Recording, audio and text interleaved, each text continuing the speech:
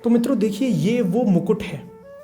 ये जो है सिर का हिस्सा है, यहाँ पे सिर रखा जाता है और बाकी मुकुट भगवान श्री कृष्ण का इसी प्रकार से होता है। तो ये वो पवित्र मुकुट है।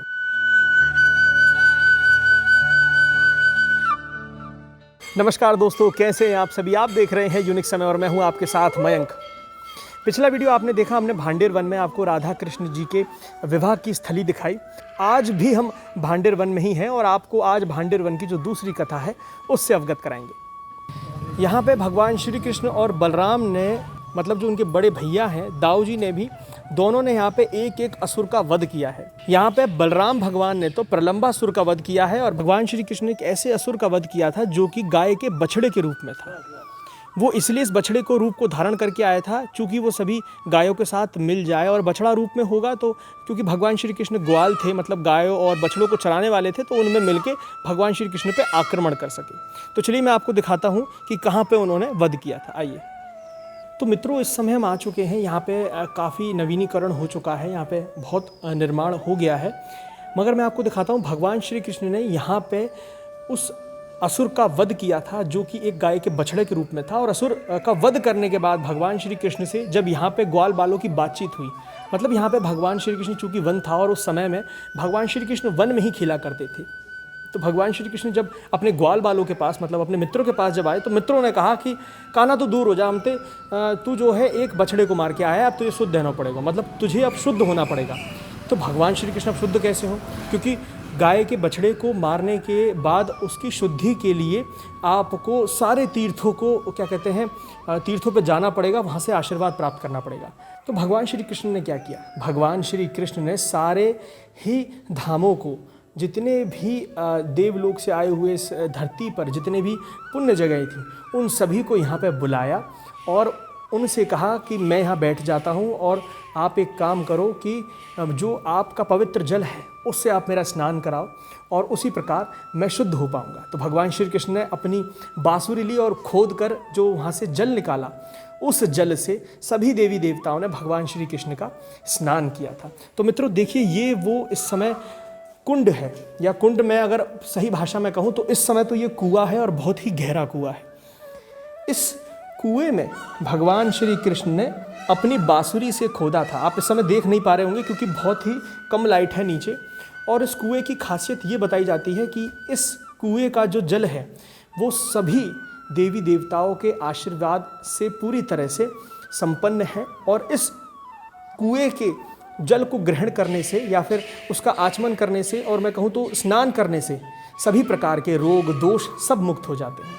मित्रों एक इंटरेस्टिंग बात और है, भगवान श्री कृष्ण ने जब स्नान करना चालू करा, मतलब सभी देवी देवताओं ने उनके ऊपर उस कुंड से, जो मैंने अभी आपको दिखाया जो कुआं है, उस कुएं से क्या कहते हैं जल लेकर उनको स्नान कराना आरंभ किया। तो भगवान श्री कृष्ण क्योंकि बालपन में भी एक छोटा सा मुकुट धारण करते थे, भगवान श्री कृष्ण ने उस समय उस मुकुट को उतार कर साइड में रख दिया और उन्होंने नहाना आरंभ किया। तो ऐसा बताया जाता है यहाँ पे कि वो मुकुट तब से लेके अब तक उसका प्रतिबिंब समझ लीजिए, या उसको याद करते हुए आज भी वो मुकुट यहाँ पे विराजमान है जो भगवान श्री कृष्ण ने उतारा था। या मैं यूँ कहूँ, जब उन्होंने उतारा तो वो मुकुट एक इस तरह से रूप ले लिया, एक शिला ने उस तरह से मुकुट का रूप ले लिया कि वो भगवान श्री कृष्ण के उस समय का मुकुट है। आइए मैं उसको आपको दिखाता हूँ। तो मित्रों देखिए, ये वो मुकुट है। ये आप समझ पा रहे होंगे, एक पान के पत्ते की तरह से मुकुट है, और ये मुकुट उसी समय का बताया गया है। और इस आप गौर से देखेंगे, आप मतलब इमेजिन करेंगे आप, तो आपको समझ में आएगा कि ये जो है सिर का हिस्सा है, यहाँ पे सिर रखा जाता है और बाकी मुकुट भगवान श्री कृष्ण का इसी प्रकार से होता है। तो ये वो पवित्र मुकुट है, और यहाँ पे सभी ने जो है सतिया बना रखे हैं गाय के जो है गोबर से, जो कि बहुत ही पवित्र माने जाते हैं। मित्रों आपने देखा, मैंने आपको दिखाया भगवान श्री कृष्ण का वो मुकुट और वो कुआं जहाँ पे भगवान श्री कृष्ण ने उसको खोदा था और जिस जल से उन्होंने स्नान किया था। ये हो गया उस एक राक्षस के बारे में जो पूरी कथा थी। अब भगवान दाऊ ने क्या किया, भगवान दाऊ ने एक असुर का वध किया था जिसका नाम था प्रलंबासुर। आप गूगल करिएगा, आपको प्रलंबासुर के बारे में काफ़ी सारी जानकारी मिल जाएगी और आप वहाँ पे जान पाएंगे कि प्रलंबासुर भी एक राक्षस था जो कंस के द्वारा भेजा गया था। तो मित्रों सांझ का समय हो रहा है और इस समय आरती का समय हो रहा है, तो आरतियाँ हो रही हैं। तो मैं उनको सुनते सुनते आरतियों को अपने मन में धारण करते हुए आपको कथा बताता हूँ प्रलंबासुर की। भगवान श्री कृष्ण और दाऊ बलराम अपने सारे ग्वाल बालों के साथ खेल रहे थे। अच्छा खासा खेल चल रहा था। एकदम से वो क्या देखते हैं कि ग्वाल बालों के ही रूप में एक लड़का आके खेलने लग गया। सभी आपस में खेल रहे हैं। भगवान श्री कृष्ण ने उनको पहचान लिया कि ये तो राक्षस है। जैसा कि मैंने आपको बताया कि भगवान श्री कृष्ण तो स्वयं नारायण का ही अवतार हैं और भगवान बलराम जो हैं वो शेषनाग जी का अवतार हैं। दोनों ही के पास जो है दिव्य दृष्टि थी, वो देख सकते थे आर पार जीवात्माओं के अपने अंदर हृदय में देख सकते थे। तो उन्होंने भगवान श्री कृष्ण ने उसी दृष्टि से देख लिया कि ये तो कंस का भेजा हुआ राक्षस है। भगवान स्वतः एक बार में ही पहचान जाते थे कि ये कौन है। तो भगवान श्री कृष्ण ने उनके साथ खेलना आरंभ किया। भगवान श्री कृष्ण बोले, अरे तुम आओ, हमारे साथ आओ और चलो हम सब मिलकर खेलते हैं। आओ एक खेल खेलते हैं जिसमें दो दो की जोड़ी बनाते हैं और सब आपस में खेलते हैं। ये भगवान श्री कृष्ण की लीला थी। तो भगवान श्री कृष्ण अपने मित्रों के साथ खेल रहे थे। मैं मित्रों के कुछ के आपको नाम बता देता हूँ। श्रीदामा जी, वृषभा जी, भद्रसेन जी, उन सभी के साथ भगवान श्री कृष्ण खेल रहे थे और दो दो की जोड़ी उन्होंने बना ली जिसमें वो राक्षस भी सम्मिलित हो गया। तो हुआ क्या, भगवान श्री कृष्ण और वो सब खेलते रहे तो वो राक्षस पहचान गया भगवान श्री कृष्ण को कि इनके अंदर कुछ ना कुछ अलग है, कुछ अलौकिक है, कुछ पारलौकिक है। तो उन्होंने क्या किया, कृष्ण भगवान को ना उठाकर उस राक्षस ने बलराम बलराम भगवान को उठाया और दौड़ पड़ा बहुत ज़ोर से, और दौड़ते दौड़ते यहाँ भांडेर वन में आ गया। इस वन में वो राक्षस आ गया दाऊ को लेते हुए। थोड़ी बहुत देर में उस राक्षस को एहसास हुआ कि उस राक्षस के सिर के ऊपर जो भार है, जो वजन है, वो बढ़ता जा रहा है। 100 किलो, 1000 किलो, करोड़ किलो, और वो इसी प्रकार बढ़ता चला गया और वो राक्षस फट से धरती पे गिर गया। और गिर के एकदम से वो खड़ा होता है तो फिर वो असली रूप में आ जाता है, क्योंकि अभी तक तो वो बिल्कुल ग्वाल बालों के रूप में था, मगर फिर वो राक्षस असली रूप में आता है। और बलराम भगवान क्या देखते हैं कि एक बड़ा बहुत ही विकट राक्षस जो कि संसार के बिल्कुल अंत तक छू रहा है और उसके जो मुंह से है बिल्कुल गर्जना निकल रही है, बिल्कुल आंधियों की तरह, तूफान की तरह उसकी सांसों में से हवा चल रही है। दाऊ उसको देखकर बोलते हैं कि राक्षस, मैं तुझे पहले ही समझ गया था प्रलंबा, मैं तुझे जान गया था, इसलिए ही मैं चुपचाप, तू मुझे उठाकर यहाँ ले आया और मैं तेरे साथ आ गया। इतनी वार्ता हुई थी। उसके बाद क्या हुआ, प्रलंबासुर ने भगवान बलराम पे प्रहार करना चाहा, मगर उससे पहले भगवान बलराम ने अपनी कस के मुट्ठी बनाई। मुट्ठी बनाकर उस राक्षस के चेहरे पे मारा। वो राक्षस एक ही वार में चित्त हो गया और बिल्कुल एक मरे हुए सर्प की भांति वो गिर गया और वहीं उसका वध हो गया। यही वो पवित्र स्थान है दोस्तों, जहाँ पे भगवान बलदाऊ ने अपनी उस लीला को दिखाया था प्रलंबासुर का वध करके। तो चलिए अब समय ना गवाते हुए मैं आपको भगवान बलदाऊ के यहाँ दर्शन कराता हूँ, क्योंकि भगवान बलदाऊ को यहाँ के जितने भी ग्वाल बाले हैं वो सभी बहुत ही श्रेष्ठ मानते थे, उनका सभी आदर करते थे। तो भगवान बलदाऊ जब अपने मित्रों के साथ मिले उस राक्षस का वध करने के बाद, तो सभी मित्रों ने कहा, वाह बलदाऊ, कमाल कर दिया आपने। तो चलिए समय ना गवाते हुए मैं आपको बलराम जी के उस भव्य मंदिर के दर्शन कराता हूँ। आइए मित्रों, देखिए आप ऊपर देख पा रहे होंगे, इस समय चूँकि रात हो चुकी है, मगर यहाँ कुछ लिखा हुआ है जो आप पढ़ पाएंगे। मंदिर श्री दाऊ जी महाराज प्रलंबासुर उद्धार लीला। अब ये उद्धार क्यों कहा गया है? इसलिए कहा गया है कि भगवान श्री कृष्ण ने उन सारे राक्षसों का, या भगवान बलराम ने उन सभी राक्षसों का वध नहीं किया था, उनका उद्धार किया था। क्योंकि जिन जिन राक्षसों को भगवान श्री कृष्ण और बलदाऊ ने मारा था, उन सभी को मैं कहूँ तो वैकुंठ की प्राप्ति हुई थी, मुक्ति की प्राप्ति हुई थी, इसलिए उन सभी राक्षसों का उद्धार हुआ था। आइए अंदर चलते हैं। तो मित्रों देखिए, ये भगवान बलराम के कितने सुंदर दर्शन हैं। ये देखिए भगवान बलदाऊ के जो हैं ये सावरे रूप में दर्शन है। मैं आपको एक बात बता देता हूँ कि भगवान श्री कृष्ण काले थे, दाऊ गोरे थे, मगर आप ये सोच रहे होंगे कि यहाँ पे दाऊ की जो ये प्रतिमा है, जो दाऊ जी का ये विग्रह है, ये सावरा क्यों है? मैं बताता हूँ। चूँकि यहाँ पे दाऊ जी ने अपनी पूरी शक्ति के साथ, मतलब शेषनाग रूप में कह लीजिए, प्रलंबासुर का वध किया था, तो इसलिए भगवान बलदाऊ, या मैं कहूँ तो भगवान बलराम सावरे रूप में, अपने साक्षात उस रूप में है जो उनका असली रूप है, अर्थात शेषनाग रूप में है। तो चलिए एक बार आप मन में दाऊ जी की इस विग्रह को धारण कर लीजिए और दर्शनों का आनंद लीजिए।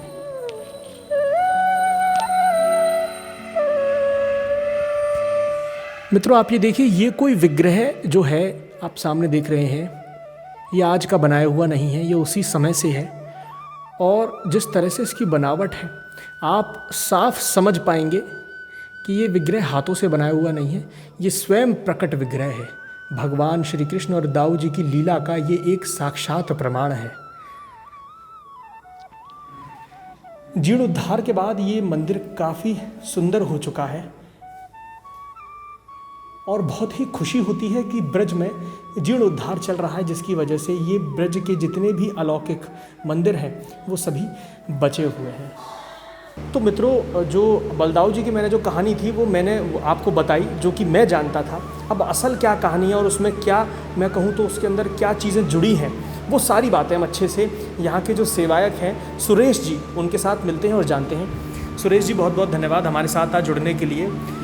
ये जो भांडीर वन में भगवान श्री कृष्ण भगवान दाऊ ने अलग अलग लीलाएं करी हैं, उनमें से ये जो प्रलंबासुर को के वध की जो लीला है उसका एक बार आप जरा वर्णन अच्छे से कर दीजिए, जैसे मेरे भी जो डाउट्स हैं वो सब क्लियर हो जाए। अच्छा, तो यहाँ ये खेल हो रहा था कृष्ण बलराम का, खेल रहे थे। हाँ, भांडीर वन में बाल वालों के साथ सभी खेल रहे थे। अच्छा, तो ये कंस का भेजा हुआ आया था, राक्षस। हाँ, राक्षस रूप बदल के। अच्छा, सखाई बन के आ गया, ग्वाल बन के भाग गया। हाँ, अच्छा, तो ग्वाल बन के आके बोला कि भाई उन दोनों भाइयों से हमको भी खिलाओ, हम भी खेलेंगे। बालक खेल है सब। हाँ, मैं भी खेलूंगा। हाँ, मैं भी खेलूंगा। सही बात है। तो इसमें कृष्ण और बलराम देखने लगे ये कौन है, ये बीच में हमारी खेल में विघ्न बाधा डाल रहा है। और कृष्ण ने पहचान लिया कि ये तो राक्षस है, ये तो प्रलंबासुर है, ये तो सखा बन के आ गया। तो कृष्ण ने कहा ऐसा भाई खिला तो लेंगे, हमारी शर्त है। भाई क्या शर्त है? शर्त ये है कि हमारे और भैया की 2 टोली बनी है खेलने की, जोड़ी। हाँ, जोड़ी में खेले। हाँ, जो पारी हार जाएगी चड्डू देना पड़ेगा। क्या देना पड़ेगा? चड्डू, कंधे पे, पिद्दी पे। अच्छा, चड्डू मतलब पीछे बैठा के बाद चलना पड़ेगा। अच्छा। हाँ, जो पारी हार जाएगी, अच्छा, चड्डू देना पड़ेगा पिद्दी पे। बता मंजूर है? तो उसने कहा ठीक है मंजूर है, पर मेरी भी शर्त है। भाई तेरी क्या है? मेरी ये है, मैं तुम दोनों भाइयों को बैठा सकता हूँ और किसी को नहीं बैठा लूंगा। काफी ग्वाल खेल रहे थे। सही बात है। हाँ, वो धोखाधड़ी करने आए ना कृष्ण बलराम। अगर कहिए और मैं बैठा दूंगा तो मैं इनको मार ना पाऊंगा। तो मैं नहीं बैठाऊंगा। बस। अच्छा, तो कृष्ण बोले हाँ ठीक है, हमको ही बैठा ना, पर तू ऐसा मेरी तरफ रहे। अच्छा। हाँ, वो मार नहीं सकते थे ना उसे, वो प्रहलाद के वंश का था प्रलंबासुर। भगवान श्री कृष्ण, आप ये कहना चाह रहे हो कि भगवान श्री कृष्ण उसका वध नहीं कर सकते थे? हाँ, क्योंकि प्रहलाद के वंशज थे। हाँ। मतलब अगर और मैं अच्छे से कहूँ तो हिरण्याकश्यप के वंश का था। हाँ, बस। और क्योंकि हिरण्याकश्यप के वंश में प्रहलाद हुए और प्रहलाद भगवान विष्णु के भक्त थे और भगवान विष्णु ने उनको आशीर्वाद दे रखा था कि तेरे सारे जितने भी जो पीढ़ी है वो सब मेरे सानिध्य में रहेंगी। तो मैं सूक्ष्म में बता रहा हूँ, है तो तुम कह रहे हो वैसे ही है, आप शॉर्ट में बता रहे हैं। हाँ, तो कहा कि ठीक है, पर वो क्यों? इस वजह से भैया दाऊ भैया हमारे इष्टपष्ट हैं, सदी से भारे हैं। पूछा भी मैंने पूछोगे कि मैं तेरे ही तो तुम्हारे साथ ही जोड़ी के बनूं, दाऊ के साथ क्यों ना बनूं? हाँ, यही कहा था। क्यों तुम क्यों नहीं रख रहे हो? अच्छा, कि भाई मैं इस वजह से नहीं रख रहा हूँ, भाई मेरी ये दाऊ भैया और तुम हष्टपुष्ट हो, इस वजह से मैं तुझे तो एक हष्टपुष्ट उधर रहेगा टीम में और एक हष्टपुष्ट हमारी साइड मेरी तरफ हो गया। जी, जो अपनी तरफ रखा कहेंगे तो रहा है। फिर इनका खेलना 6 किलोमीटर रन तय हुआ। 6 किलोमीटर दौड़ने का कुछ खेलने का? अच्छा, खेलते आ रहे हो, गेंद में बच्चू ऐसे आंख में चौनी का खेल ऐसे खेलते आ रहे हैं। अच्छा, ये भद्रवन है आगे इसी रोड पे, अभी 4-5 किलोमीटर आगे भद्रवन जी, और ये भांडीर वन जी। हाँ, तो भद्रवन से भांडीर वन तक खेल हुआ है। वहाँ से यहाँ खेलते खेलते यहाँ तक आए। ठीक है, फिर कब आए? ये खेलते आ रहे हैं तो इसमें कृष्ण ने कसदन करके अपनी पार्टी को हरा दिया। कृष्ण हारे, दाऊ भैया जीते उसमें। अच्छा, कृष्ण भगवान ने लीला कर दी कि मैं हार जाऊं तो जो मेरे साथ में जो हार जाएगा। हाँ, तो इस वजह से हराया कि भाई मरवाना था बड़े भाई से, तो अपनी पार्टी को हरवा दिया। कृष्ण हार गए, दाऊ भैया जीत गए, तो सभी ने फिर चड्डू दिया, पिड्डी पर लेके आ रहे हैं। धरो है तो मैं समझता हूँ वह राक्षस ने फिर दाऊ को अपनी पिड्डी में बैठा लियो। हाँ, कृष्ण को तो बैठा ना सके तो दाऊ को बैठा लियो। हाँ जी, हाँ। फिर जब दाऊ भैया को लेके आ रहा है प्रलंबासुर, तो जैसे भांडर बनाया तो एकदम यहाँ से रास्ता को छोड़ के भागने लगा। मतलब सबरे भाग रहे होंगे तो अपने रास्ता में कर गो। कृष्ण ने तो सबको अपनी जैसे चले आ रहे हैं यहीं उतार रहे हैं। तय हुआ भांडर कि यहाँ रोकेंगे। हाँ, तो वो धोखाधड़ी करना था, बड़े भाई को मारना था उसे। तो यहाँ से एकदम लेके उड़ गया, भाग गया। जाते। हाँ, तो ये पास में बंसीवट है, यहाँ यमुना बह रही है, तो यमुना के लिए भागने लगा। दाऊ भैया ने एकदम चकित हो गए, भाई कहाँ भाग रहा है। भांडवल तो पीछे रह गए, कृष्ण इधर सब पाए और ग्वाल वाल वहाँ गए। तो कहा ऐसा चुप बैठा रहे, थोड़ा ललकारने लगा बलराम को। तो बलराम बोले अरे ललकार रहा है और रास्ता को छोड़ के भाग रहा है। तो एकदम बलराम बोले अरे वापस लौट। उसे ठिठोली भी की है, घोड़ा कहा है, घोड़े चल वापस लौट। नहीं लौट रहा है, तेरे को यही मारता हूँ। तो वो लौट नहीं रहा है। तो बंसीवर से आगे थोड़ा खेती है, जमीन डाड़ के नाम से प्रसिद्ध है, डाड़। तो एक मुक्का उसका दिया सिर में, तो एक ही मुक्के में उसके दाढ़ दांत को निकाल दिया, खून। अच्छा, मतलब तो उसका मुक्को मारो सिर पे और पूरी दाढ़ निकाल दी। इसलिए उस जगह को दाढ़ कहते हैं। हाँ, अभी वो प्रसिद्ध है डाड़ के नाम से। कोई जमीन वो पहले से परंपरा चली आ रही है, वो खेती डाड़ के नाम से प्रसिद्ध। वहाँ खेती बाड़ी हो रही होगी वहाँ पे, इसलिए दाढ़ के नाम से। गड्ढा है वैसे, अभी तो नीचा है। बताया जाता है कि भगवान श्री कृष्ण ने दाऊ को यहीं से इशारा कर दिया था कि तुम मार दिए उसको। हाँ, उन्होंने बता दिया था, इशारा कर दिया था। ग्वाल वाल तो सब कहने लगे क्या हुआ, ये तो भैया को लेके गए, ये तो मार देगा। वो नहीं, देखना अभी ये क्या करती है हमारी भाई। हाँ।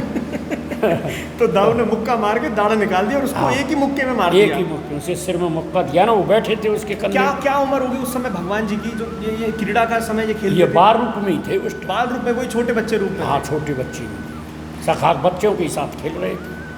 तो जब ये आया कंस का भेजा हुआ तभी का सुरेश जी, बहुत बहुत धन्यवाद इतने अच्छे से इस लीला का वर्णन करने के लिए। और बाल स्वरूप की लीला बिल्कुल आपने बाल स्वरूप वर्णित ही करी है। हाँ। बहुत बहुत धन्यवाद। राधे राधे। राधे राधे। राधे राधे।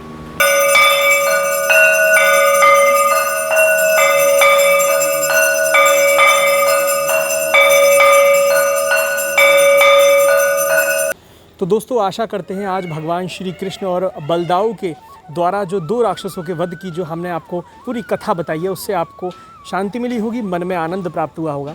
तो अगर आपको इसी तरह से ब्रज के वीडियोस देखने अच्छे लग रहे हैं तो हमारे चैनल को प्लीज़ आप सब्सक्राइब कर लीजिए। जैसे आप बने रहेंगे, हम जब भी वीडियो डालेंगे आपको क्या कहते हैं पता चल जाएगा। और आप बेल आइकन ज़रूर दबा दीजिएगा। अगर आप हमारे साथ और भी जुड़ना चाहते हैं तो व्हाट्सएप नंबर नीचे दे रखा है, उस पर राधे राधे लिखकर आप हमारे साथ जुड़ सकते हैं। और टेलीग्राम अगर आप चलाते हैं तो उसका लिंक भी नीचे डिस्क्रिप्शन में दे रखा है। वीडियो को शेयर करना गलती से भी मत भूलिएगा, कमेंट ज़रूर करिएगा और लाइक करके अपने प्यार को हमारे पास पहुँचाइएगा। तो आप देख रहे थे यूनिक समय, मैं हूँ आपके साथ मयंक। राधे श्याम।